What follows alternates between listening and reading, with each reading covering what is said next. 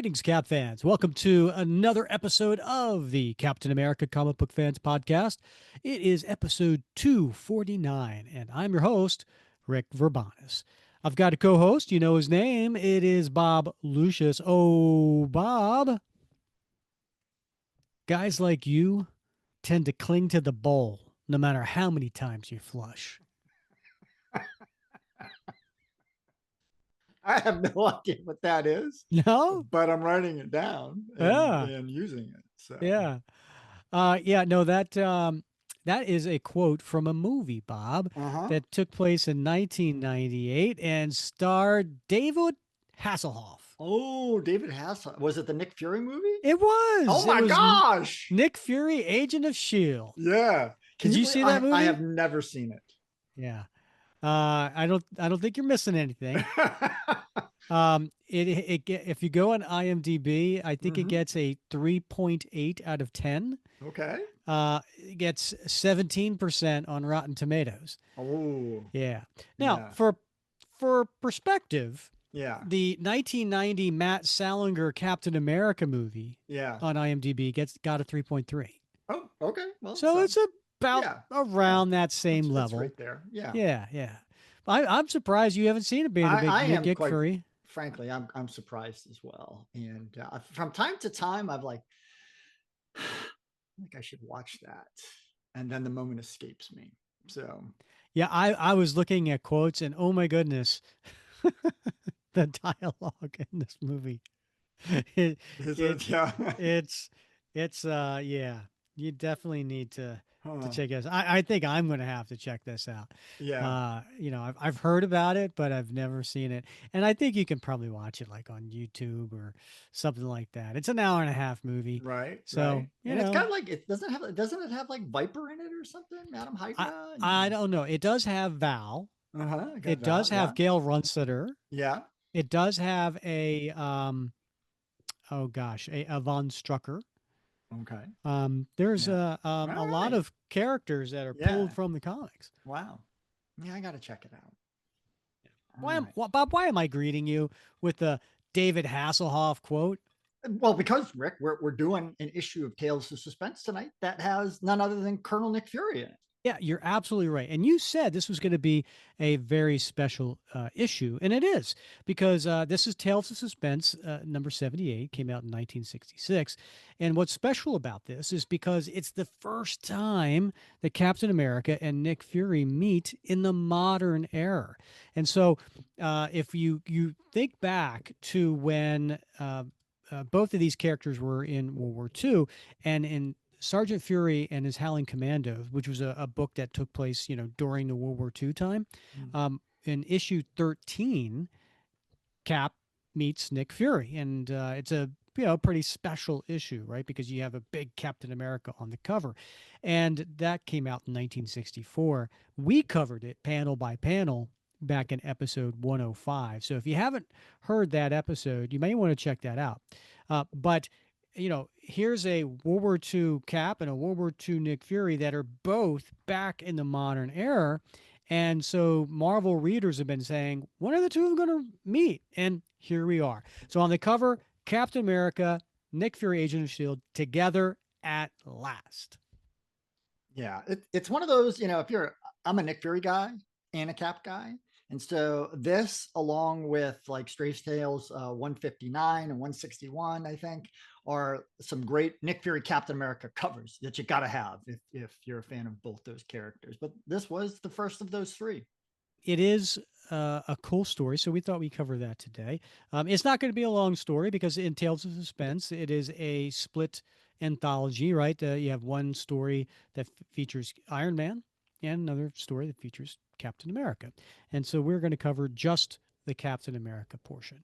But before we get into that, Bob, if people are listening to this when the episode actually comes out, it is mid-July, right? So it is July 16th, and uh, I will say we're recording this on July 1st. So we don't know what's happening over the next 15 days. Right. So, Bob, I'm going to tell you a little bit about what's going on with me in the month of July. Oh, okay. Now, if you're playing along at home, you know that I'm not quite my beach bod yet, and I've been trying to lose weight. So, Yeah. um, I've decided in for the month of July, I am doing no gluten. Ooh. Now, the Yeah. last time I did that, I don't know, it was like 10 years or so ago. I think I didn't have any gluten in my diet, and I lost like 7 pounds in like 4 weeks. Wow. Um, and and that's all I changed. I just cut gluten out of my diet, and nothing else changed. So I'm going to do that. Now, it was a little tough today because it's July 1st, and I was at work, and I had an all day workshop. There's like 13 of us and a presenter. And so they served us breakfast, they served us lunch, they served us snacks. And so somebody brought in munchkins for Oh breakfast. no. And I'm like, oh Yeah, like no. 20 of those is equal to a donut, so you're good. Yeah. And I didn't eat any, right? Oh, No wow. gluten. And then at lunch, of course, they served these nice cookies that I like, and they had the peanut butter ones. Uh-huh. And I didn't have any cookies. I was good today, Bob. Wow. Wow. Wow. Wow. Now, That was if a tough if we day. go if we actually transform and into actual time, July 16th, I don't know if I've been good all this time, Yeah. but I'm off to a good start. Yeah. Well, I think have high expectations for yourself. My wife and I were watching an interview this weekend. We watched the Sunday morning talk shows, and then no, it was at night because we watched a rerun of 60 Minutes, and they had an interview with Killian Murphy, the guy who plays Oppenheimer, Robert Oppenheimer, right? And he played Scarecrow in the Batman Yeah. movies, yeah. And they were talking about how much weight he lost in order to play Oppenheimer, but they kept saying that like he did it to achieve a silhouette, like Hmm. a certain silhouette for the camera. And so I Mm-hmm. turned to Casey and I said, you know what? I'm no longer trying to get in the best shape of my life for our big trip next year. I'm going for the best silhouette of my life. So it really depends which way you're facing the camera. Uh-huh. So if I'm straight on, my silhouette is awesome. It's only if I Uh-huh. turn, really to the side that I have a bit of a problem. So it's Ah. just framing, I think. Oh yeah, it's you got to frame it differently. It's all Yeah, about that. it's Yeah. all about perspective. Yeah, 100%. Yeah. And listen, if people are listening to this episode as opposed to watching it, good for you, because today I have what they call a face for radio. I If you're watching me right now, you might say Yeah. like, "Rick, is something going on with your face?" And I'm like, I got like these huge Yeah. red bumps all over. No, no, I don't have leprosy. It is. Um, I go in for my annual skin check with the Nice. dermatologist, Bob. Yeah. Skin cancer runs in my mom's side of the family, so I got to keep an eye on that. Hmm. And as I was in there, they were like, "Oh, there's these little precancerous spots. We just want to get rid of those, before they turn into anything." Yeah. And I've been doing this for years, and they get the liquid nitrogen can Yeah. out. Yeah, Yeah. you ever had that done? I have not, but I am No. due. Yeah. Ah, yeah. Uh, you know, it stings a little. Yeah. You can imagine, it's Yeah. liquid nitrogen going onto your skin. Right. Um, Yeah. and then, but what it does is after like some time, it leaves these big red welts on my face. Yeah. So Yeah. I'm in the meeting this morning, and I'm Yeah. like, oh gosh, I got to go into this meeting and spend all Right. day looking like this. And about, I don't know, 30, 45 minutes into the meeting, it's my turn to speak on something, and I said, oh, by the way, if anybody's curious, and I explain what I just explained. Yeah. And I said, and I look at my boss, who's got the same sense of humor as me. Yeah. And I said, and before Brad can say anything, yes, my face is hurting more than him. No, what did I say? I said, no, Yeah. Yeah. what? I get I the said, point. my Yeah. face is hurting me more than it's hurting him. That's what I Yeah. said. Yeah, yeah. Oh, that's Mm. great. Yeah, no, it's definitely. I'm glad you bring it up, Rick. It's important, right? My wife has been bugging me. I gotta go. I've never went to see a dermatologist. I gotta Never. go. No, and I gotta Oh, go get it done. I yeah, don't. totally. We don't have that. That doesn't run on my side of the family. We have very dark skin. but I've been in Florida for a very long time, and I, Hmm. I was in Arizona for a very long time in the Southwest United States, and my wife goes every year to the dermatologist, so I do have the dermatologist name. Got to go get the full look Hmm. see, right? Yeah, yeah, And anybody our age should be doing that. It's just one of those things you got to do at a yeah. Annual beginning at a screening. certain age. Hmm. Why Yeah, take risks? 100%. Yeah. Also was looking at July 16th. Tomorrow, July 17th, is we have a birthday, and that is JMS. J. Michael Straczynski Oh yeah. has a birthday tomorrow, July 17th. And, he was a writer on the Captain America series. What was it? 16 issues, something like that? Something like that. Yeah. Yeah. Yeah. Yeah, and we had him on the show. That was a really fun interview. We Yep. got to ask him all kinds of questions, especially going back to some of his earlier writing, the character. Yep. And so check that out, episode 178 for our conversation with JMS. Wow. Well, happy birthday, JMS. I know you're listening. And speaking of timing, you know what? What's going on for this issue that we're covering today? I have my copy right here. Um, this took place in 1966. You know what else was happening with Captain America during this time in the comics? He was canoodling with just beginning his canoodling with Sharon.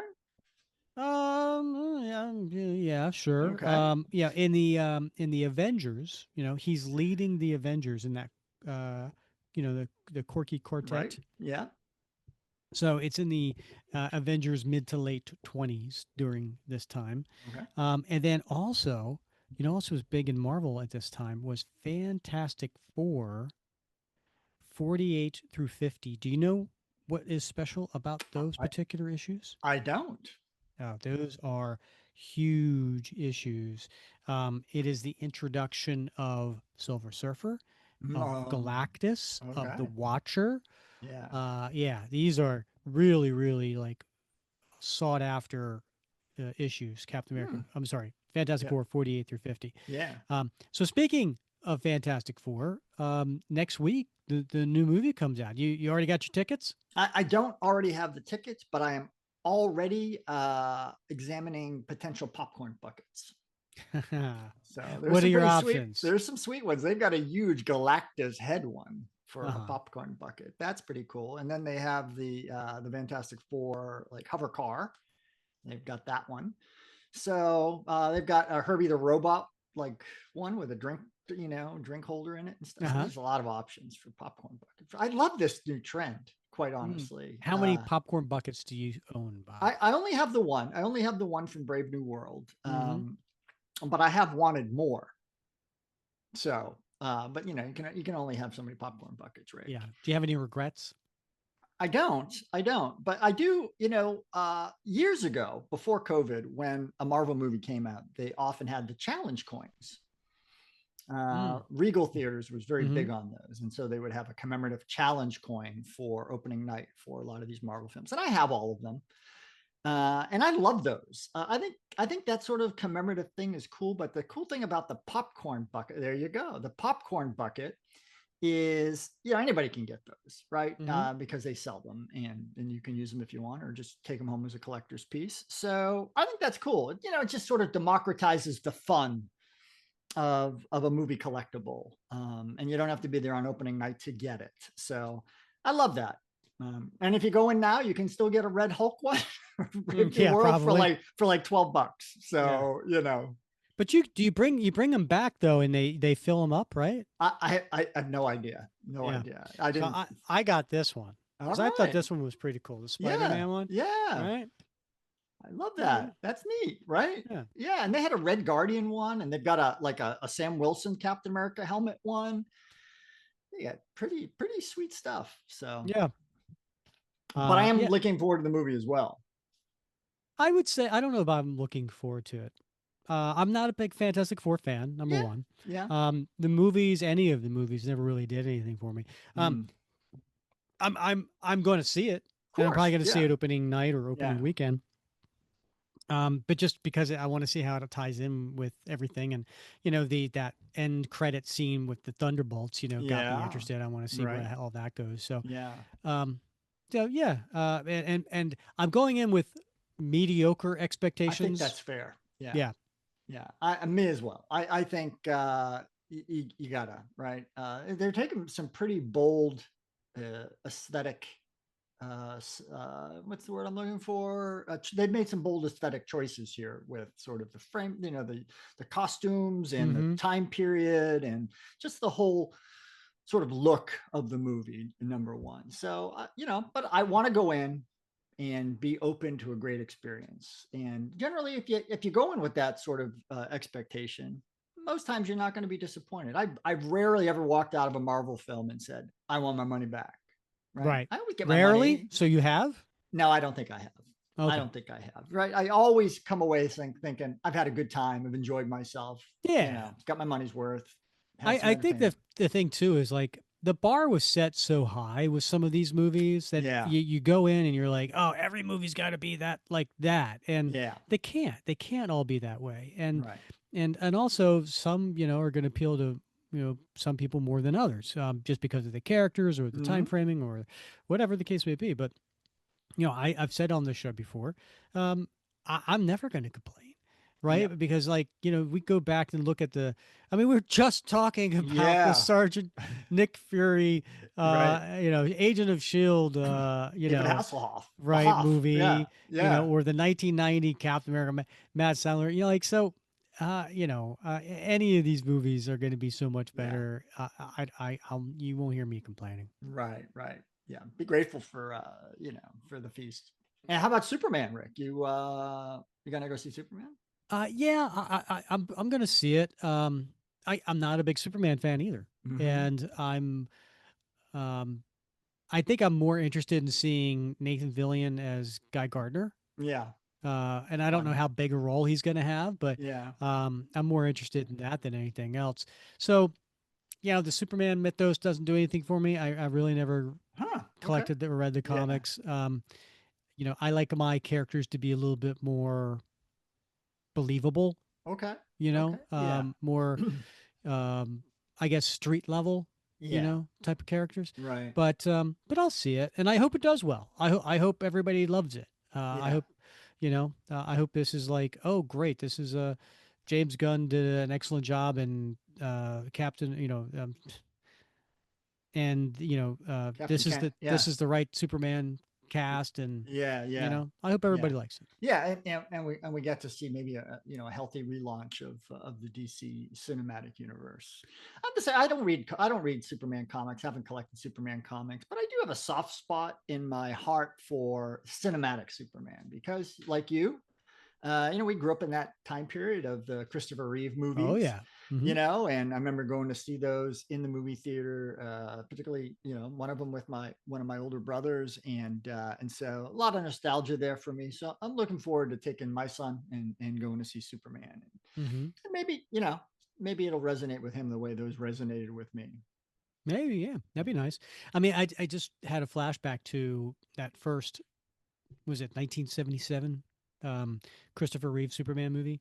Maybe I've got my year wrong, but 77, 78, yeah, around there. do you remember the tagline for that movie? I don't.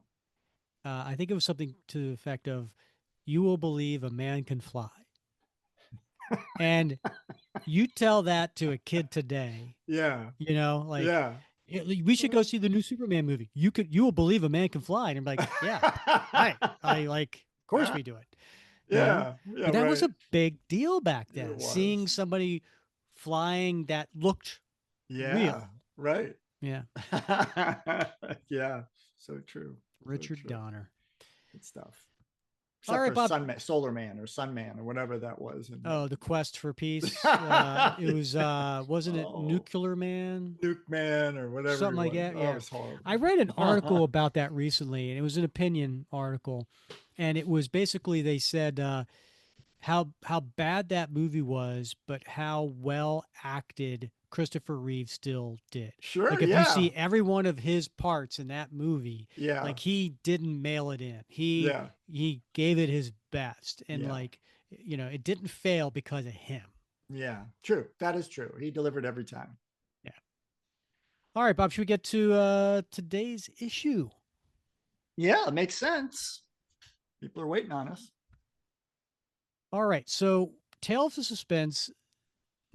This is issue 78, and it has a release date of March 10th, 1966. The cover date, June 66. And we have as the creators for this second story are Stan Lee and Jack Kirby. These are the quintessential early Captain America creative team, inked by Frank Giacoia, letterer Artie Simic, and then edited also by Stan Lee. The cover is done by Jack Kirby, Frank Giacoia, and the way the covers for Tales of Suspense worked, it was like they kind of went back and forth. It was like Iron Man 1 month, Captain America the next month. Every once in a while they do a split cover, but this one happens to be a Captain America cover. And do you want to take the listeners through it, Bob? Yeah, sure. As I said, it's one of those three covers in the Tales of Suspense, Strange Tales books that feature both Cap and Nick Fury. So on this cover, we have Cap and Nick in a room full of debris, and they're facing the reader. Nick is on the viewer's right, and Cap is on the left, and they seem a little bit shocked. Their arms are open wide. Cap obviously holding his shield in one hand, held above his head, but in front of them is some dude that we don't know who he is because clearly we only see his back, but he's got sort of a green outfit, a little bit in the shadows. But what is interesting here is he seems to be emitting huge flames from his hands. And those flames are shooting forward between Nick and Cap and spreading out in the room behind them. And of course, as I said, the room is full of debris. So we don't know who this guy is, but we know that Nick and Cap are facing him together. It pulls you in the cover for sure, and which is the job of any cover. And the letter head at the top says Tales of Suspense featuring Iron Man and then Captain America with Captain over top of America, and it's in the red, white, and blue. And up in the corner box, you have both Cap and Iron Man up in the corner box. And 12 cents, Bob. 12 cents gets you this Oh, back in cents. Oh, my goodness 1966. gracious. I do have my physical copy here, but it's in such delicate shape. I don't want to take it out of the Mylar. So I'm going to actually go with the digital copy today. And I'm working off the omnibus. So, but I like these older issues when they're published in the omnibus as opposed to more recent Mm. late 70s, 80s, 90s because the earlier issues had the page numbers written lettered onto the page, Yeah, right? it's And true. Yeah. yeah, but in the absence of those, you just can't tell what page number you're actually on. So we get to the opening splash page, and at the very, very top, it's the title to this particular story, Bob. Them. And it says Captain America, living legend of World War II. Who says this isn't the Marvel age of startling story beginnings? And we see a just a traditional classic pose by Jack Kirby of Cap in a very bold, adventurous type of leap in the air. He's kind of coming at the reader. He's got his right arm extended and his hand out. He's got his left arm behind him with the shield facing back, and his two knees kind of bent, and he's up in the air in his full Captain America uniform.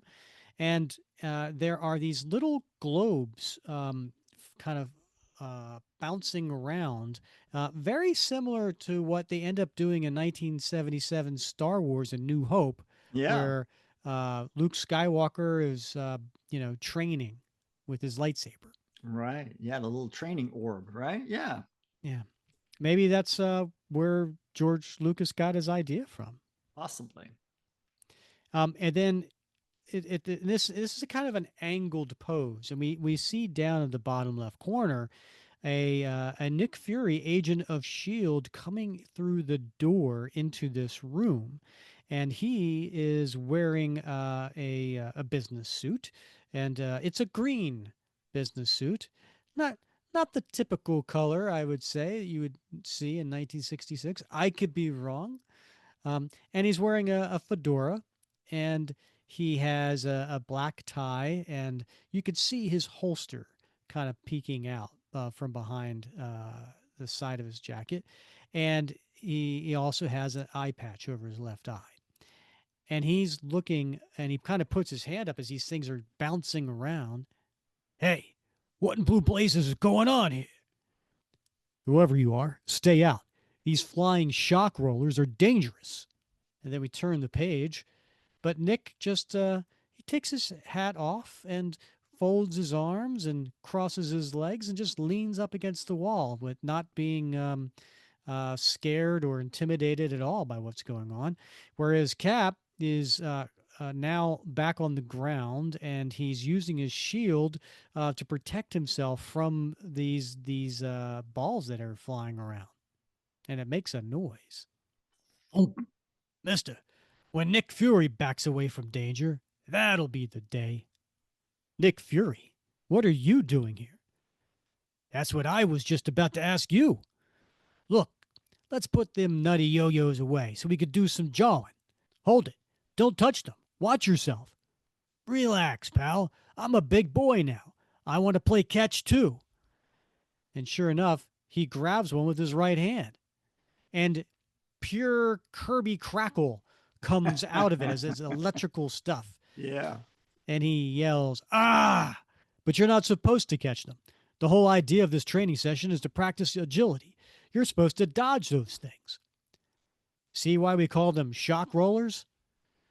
And Nick grasps his right hand and then drops the ball, and he's holding his hand, and it's just emanating in pain.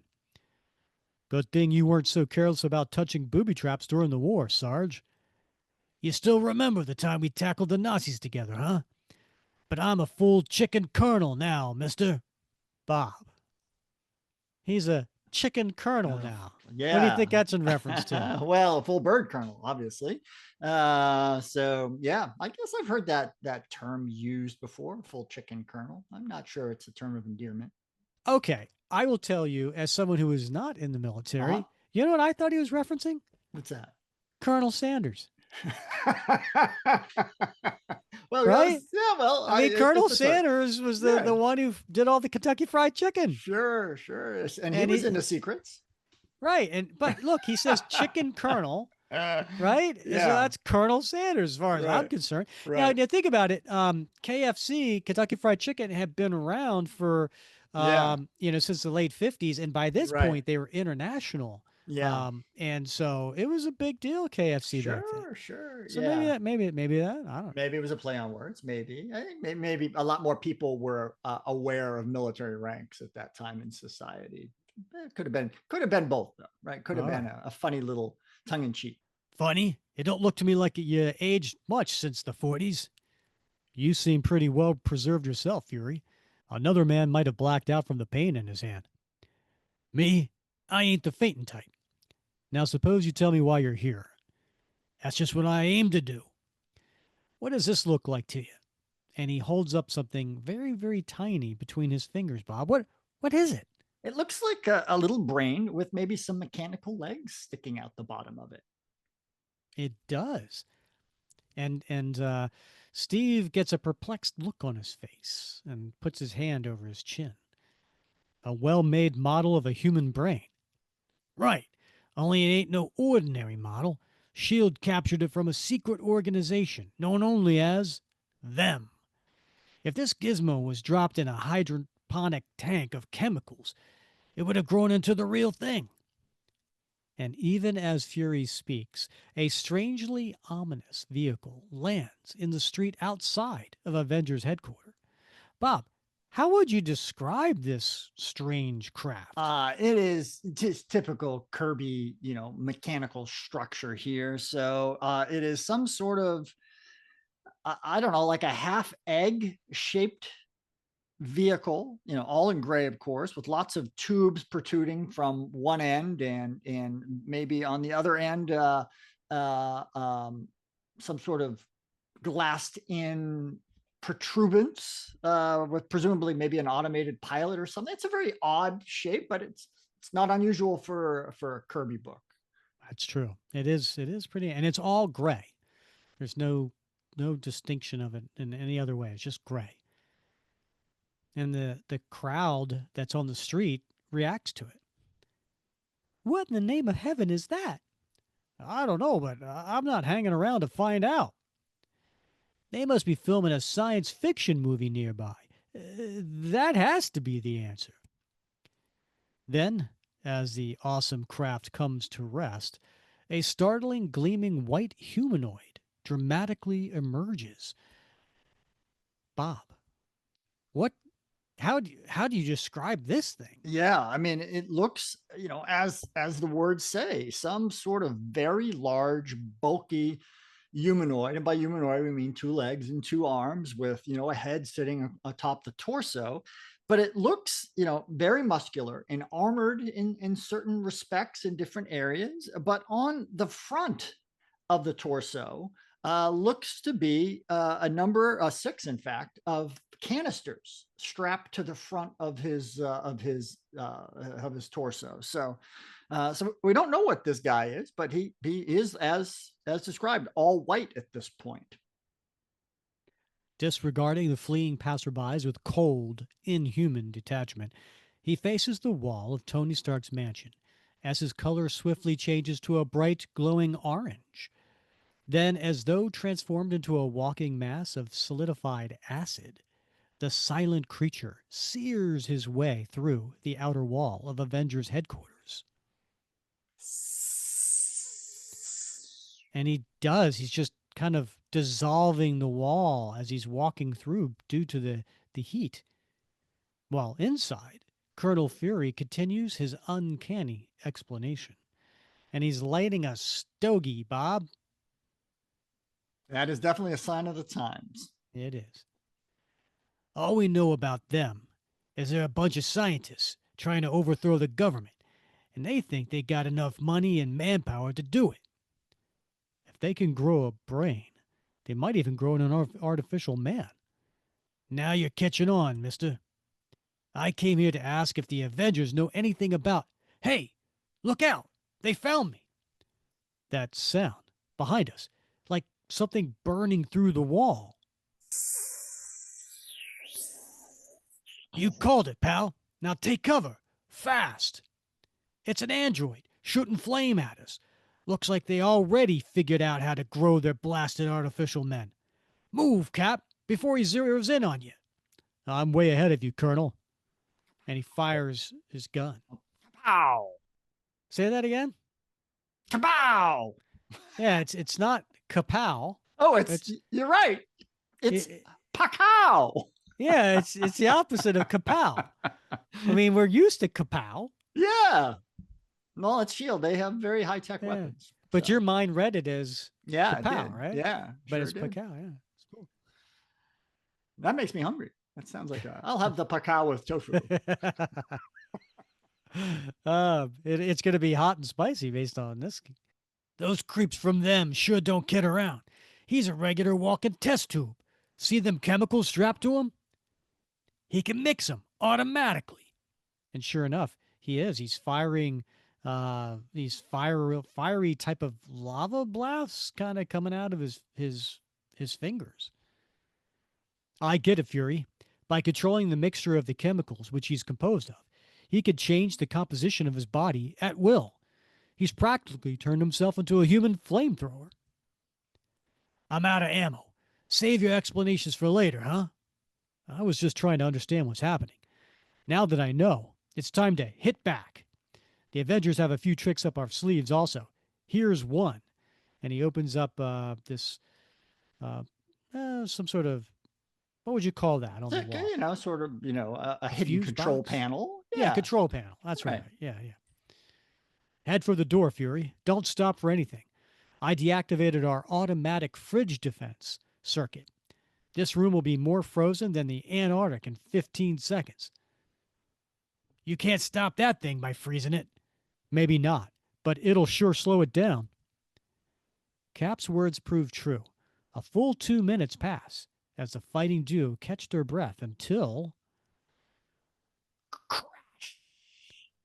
where in the blazes are the rest of the Avengers, Cap? I gave them the afternoon off. They're entitled to wait.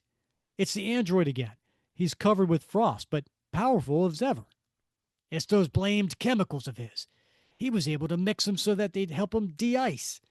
Stand aside. Let me at him before he changes into some sort of form we can't handle. Uh-uh. This is my job, Avenger. And he takes off his sport coat. I love that. I love that. Right? Let me. I don't want to wrinkle this.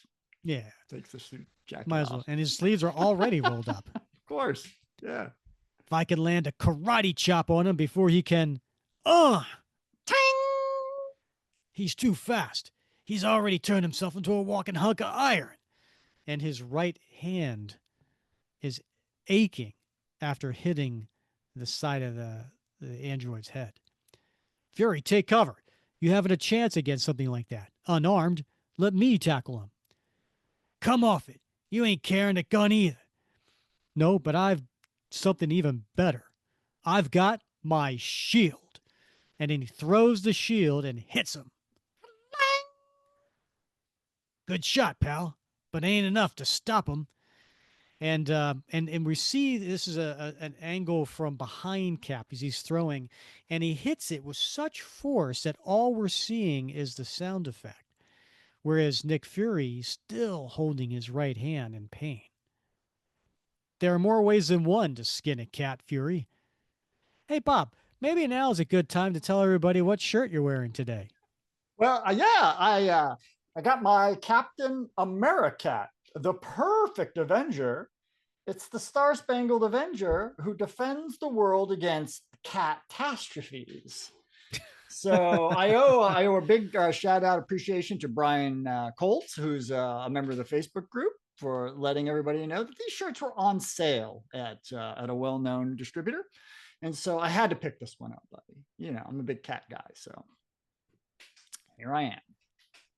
Even iron could be tipped over if the right leverage is used, and Cap uses a right kick. And this is the first time we hear a noise out of the android. Oh, I always did like your style, mister. Now take a breather while I tear in him. Not yet. Give your hand a few more minutes to stop aching. Besides, I got an idea. Phew, if he landed that blow, it would have been all over for me. And indeed, while the android is on his back, he gives a right uppercut, but just barely missed Cap's head.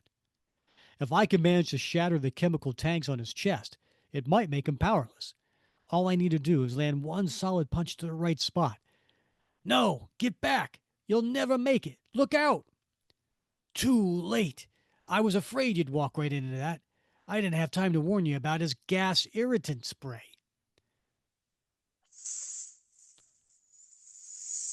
Getting into my lungs. Can't breathe. Can't see. Choking. Can't afford to take any more chances with you, chum. This is it. I got one live mini grenade taped inside my shirt, and you're getting it.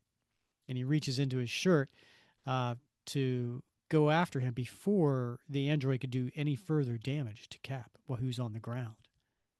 Meanwhile, in a hidden lair, the tactical chiefs of them watch the battle on a remote monitor screen. And sure enough, yeah, we see a monitor screen that, unlike one I've ever seen before, Bob. Yeah, it's irregularly shaped. You know, and generally we see them as square, rectangle, even maybe a circle. But this one is what is it? It's got like, I don't know, multiple sides of it. Yeah, I mean, I don't know, the trapezoid, Something or other. I yeah. don't. Yeah. And then there's all these Kirby designs around it, including a bunch of dials, because in order to watch this, they all need to be turning a dial at the same time. Yeah, you got to tune that frequency, buddy. Yeah. Yeah. A chemical android has passed every combat test perfectly. But the biggest challenge remains. As you can see, Fury still lives. He won't live much longer. If our chemical android fails, we shall send another after them. True, sooner or later, the head of S.H.I.E.L.D. must die. Then, with that organization leaderless, we will be able to come out into the open. But until that time, we must continue to wear these ornate trappings to strike fear and dread into the hearts of those who serve us and those who oppose us alike. And what are they wearing, Bob? Well, they're wearing the, the famous yellow beehive outfits. So very baggy yellow pants and jacket, almost like you might find in a clean room or in a biohazard suit, but bright yellow. And then a helmet that is looks like a big marshmallow on their head with a yellow, of course, with a screened in viewing visor, viewing port. You say famous, but they're not famous yet. Oh, you're This right. actually is the first appearance of A.I.M, Yeah, Advanced Idea Mechanics. But they weren't called A.I.M at this point, they were called them. But them. this is legitimately the first appearance of A.I.M. Right. I think wasn't like them sort of a little higher in the food chain. And like AIM was like a subsidiary of them for, I think eventually that's how it's going to be explained. But yeah, Yeah. you're right. So we've taken them. I've got my little Bowen like AIM people statues on in my display, and I love that outfit. I always thought, there's not enough people doing cosplay in the AIM costumes, but you're right. I think this is, if not the first, certainly one of the first times that we've seen this costume. And I've got my little AIM, Yes, you yeah, do. by Fred Hembeck. Got my Yeah. AIM trading card.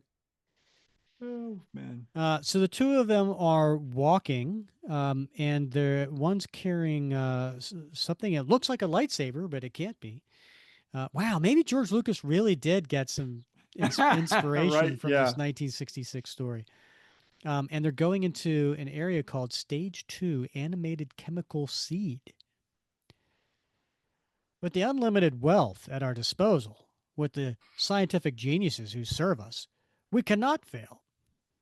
Our only setback was the time we allowed Mentalo and the Fixer to attack S.H.I.E.L.D. on our behalf. When did that happen, Bob? That was back in Strange Tales 141 to 143. We underestimated our foe during that battle, but never again shall we be guilty of such a mistake. So, as long as we possess the knowledge to grow artificial life, life which will soon reach battalion strength, even S.H.I.E.L.D. will be powerless to stop us. And what are we seeing here, Bob? Oh my gosh, Rick! This is like a three quarter splash page, and we're looking down into what looks some to be some sort of laboratory slash production manufacturing floor, and we see different stages. So in that previous panel, we saw stage 2, the animated chemical seed. But down below, we see additional stages. So we see stage 2, and then across the hallway, we see stage 4. And in that first stage, we see a bunch of those tiny little, look like the brain that Nick Fury was showing Cap, floating in some sort of goop. And then across in the bigger tank, we see fully formed creatures, much like the one that Nick and Cap are battling. And then there's a bunch of AIM guys down there stirring the goop and turning knobs and things like that. So it appears to be that they're growing these people. Our studies with DNA, the basic building blocks of life, have not been in vain. But enough talk. The Imperator wants S.H.I.E.L.D. utterly destroyed, so that the world will soon tremble before the power of them. And we cut back to Nick Fury and Cap battling this android. Meanwhile, back at Avengers headquarters, the battle continues to rage. Now, I'm in for it. The plastic grenade didn't even scratch him. If a live pineapple can't hurt him, my aching fist sure ain't gonna do me any good now. His fingers, they're glowing like live coals, reaching for me. If he gets any closer, I'm cooked. Fury, look out. Maybe we can get him off balance this way. And he comes up and he nails him with the back of his shield, Bob. Don't count on it, pal. I was afraid of this. Now he's mixing chemicals to electrify himself, and he's tossing electric bolts at us. My ma always warned me to be more careful of the guys I hung around with. You should have listened to her, soldier. Quick, head for the other side of the room. I dig you, masked man. That chemical creep can't charge at us both at once. If you keep him busy long enough, I got one last thing to try. He's not my idea of a real fun friend, but I'll do the best I can. If you can't stop him soon. It was nice knowing you, Colonel. The android is using all of his focus and power on Cap, but Cap's guarding himself with the shield. But then a truly terrifying thought strikes the red, white, and blue Avenger. With his power of mixing chemicals, what if he decides the only way to finish us is to mix uranium 235? What's that, Bob?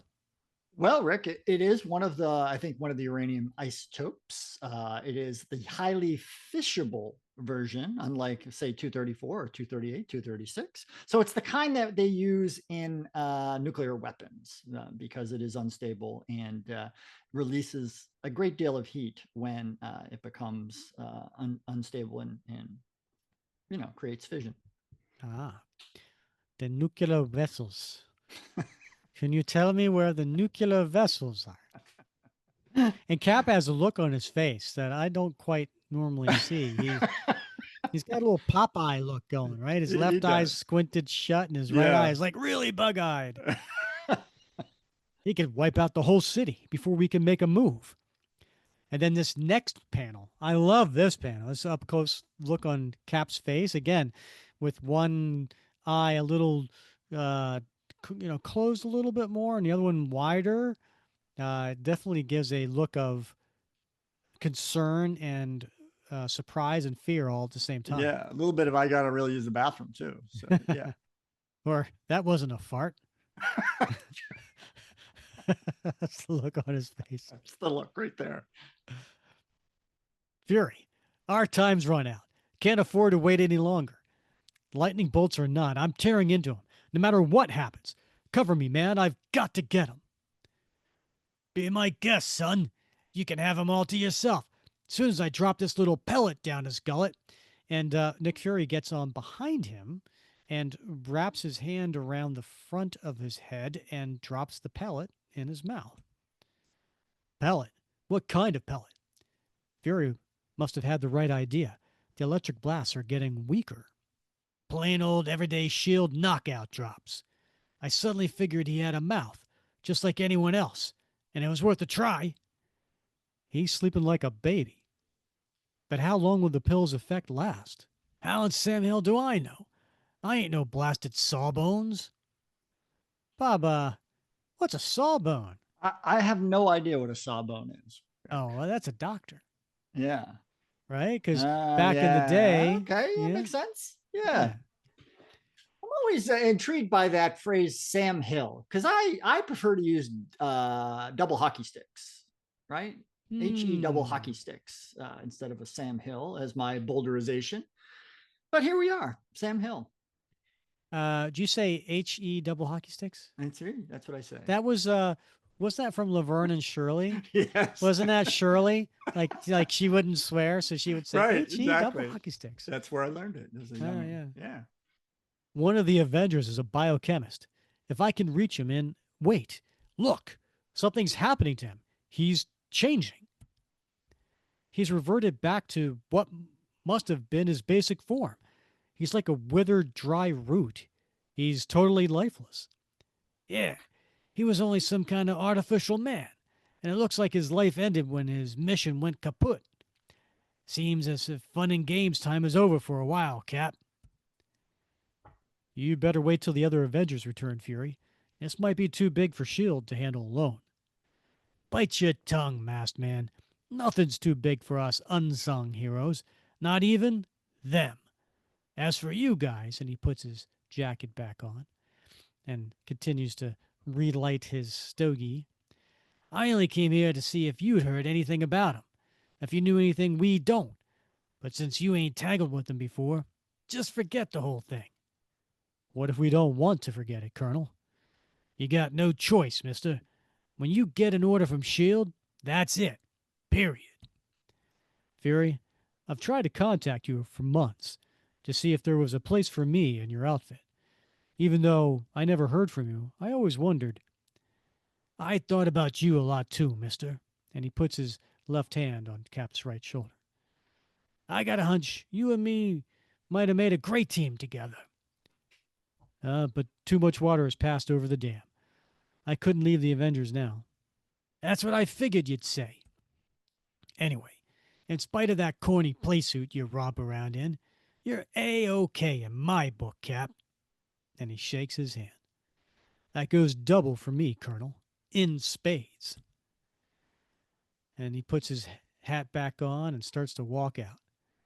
Well, I'll cut out before we need a couple of crying towels.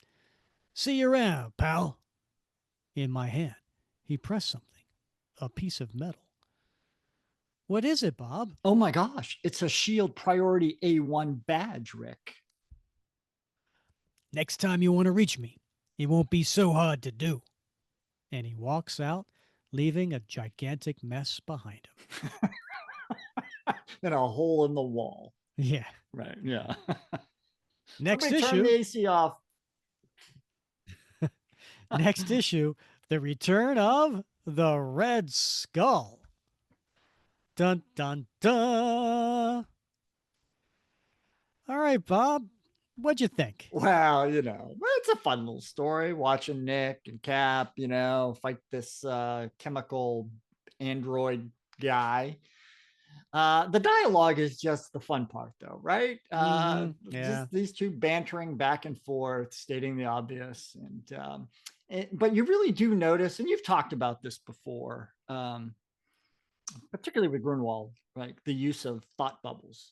Mm-hmm. So I think there were only like maybe two thought bubbles Yeah. in this story. Mm-hmm. There could have been a lot more Mm. things that didn't need to be said out loud, Mm-hmm. right? But that's what it was like, back in this time frame, right? Everything was basically said out loud. So It seems to be like this fake bravado, alpha male kind of conversation going back and forth, like they have to one up each other. Like there's a point where Cap says, now suppose you tell me why you're here. And now Nick Fury could just tell him, but instead he says, that's just what I aim to do. Like that was unnecessary, it's like a little right? extra dialogue. Yeah. Yeah, and it's just like I don't know. I don't know if Yeah. Stan was getting paid by the word or Right. if it was that's literally how they talked back then. I Well, don't know. yeah, maybe. I mean, that is like kind of the Fury sort of persona, right? Hmm. But it does wear a little thin in this issue between the two of them, just sort of doing the bravado thing and like really not coordinating well together. Yeah, yeah, Like as you might expect by two professionals, right? but yeah, but again, it's 1966, right? And it is the first time that we see these two characters together since Sergeant Fury number 13. So it's a win. yeah, yeah. It was, an interesting story. Of course, you got to have a time where the two of them can get into a battle, right? I mean, there's but I think really this story was just also setting up AIM, right? Slash Mm-hmm. them Right. and as being a major threat to both Shield and you know the government and so on. And also, Nick Fury made it pretty clear that Avengers stay out of this. We got this covered. Yeah. I thought it was interesting when he's like, when Shield gives an order, that's it. And I think in the beginning, Cap's like, oh, okay, but there'll come a point where he's just like, well, I don't take orders from you. Uh, so yeah, and not only that, but you got a lot of fun Jack Kirby art. You do absolutely. Yeah, a lot of machinery. You got a little bit of Kirby Crackle. You got some weird creatures, right? You got a Hmm. lot of good stuff. One of the interesting things, Rick, that I was curious is the Cap says, "Oh, I've been looking for you. I've been trying to get in touch with you for months." like that came out of the blue, right? I don't remember. I mean, I don't know if previous No, I issues. don't think so. Okay. Yeah, I don't think so. I mean, quite honestly, maybe over in the Avengers, but certainly not in Tales of Suspense.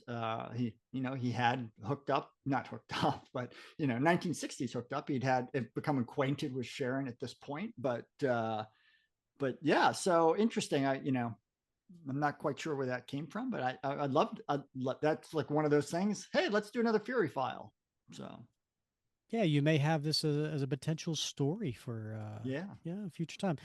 Dancing between the raindrops, there you go. That's right? it. Yeah, it's between the Um, raindrops. I was looking at um, price guide and just Yeah. seeing what these comic books go for back then. So, um, not back then, but what they're going for now. Yeah. And so this particular issue is smack between two expensive issues. So the issue before 77 Uh-huh. is a pretty expensive issue because it is the first full appearance of Peggy Carter. Yep. So that one, and then 79 is the first appearance of Red Skull Johann Schmidt Yeah. and the first appearance of the Cosmic Cube. Yeah. Yeah. So those two tend to go for a lot more than this particular one. I tend to And, think, and you mean like in a modern age appearance, right? Of Red Skull. yes, Yeah. correct. Right. Yeah, His reappearance after the war. right.